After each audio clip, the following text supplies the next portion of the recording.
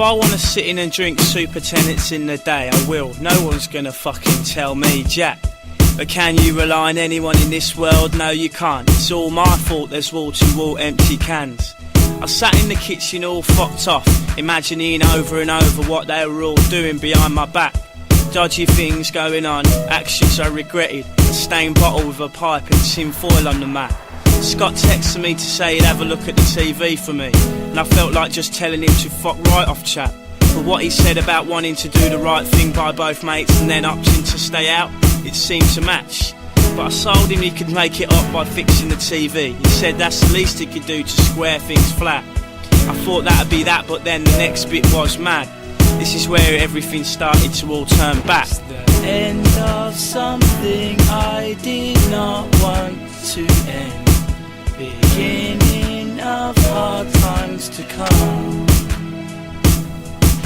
But something that was not meant to be is done. And this is the start of what was. He had to unscrew about 15 screws before he could pull the panel off the back to get in the fecking thing. But just as he did so, he said he saw something that slipped inside behind the panel, down the back of it. Must have been some leaflets or a bill maybe. I didn't want to lose the bill in case it was a final warning. So we both tried to get the back off and work out if there are any more screws to get out or if we left any in.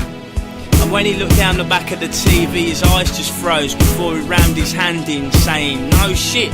He's looking at me absolutely speechless. He can't quite believe what he's trying to pull out the slit. I get up wondering what he's smiling about. He's shaking his head at this point with the biggest of grins. I looked down the back of the TV and that's where it was, in all its glory, my £1,000. End of something I did not want to end. Beginning of hard times to come. But something that was not meant to be is done. And this is the start of what was. About 2 this afternoon, the last of the people left my house, cause they never stopped chatting till all the racket's gone. I really feel like things clicked into place at some point, or maybe it's the fact that me and Alison really got on. Or maybe it's that I realise that it is true. No one's really there fighting for you in the last garrison. No one except yourself, that is. No one except you. You are the one who's got your back to the last deed's done. Scott can't have my back to the absolute end, cause he's got to look out for what over his horizon.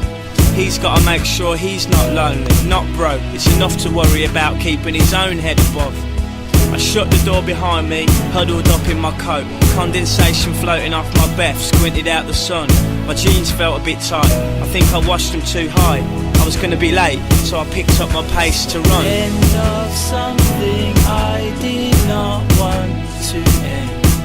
Beginning of hard times to come.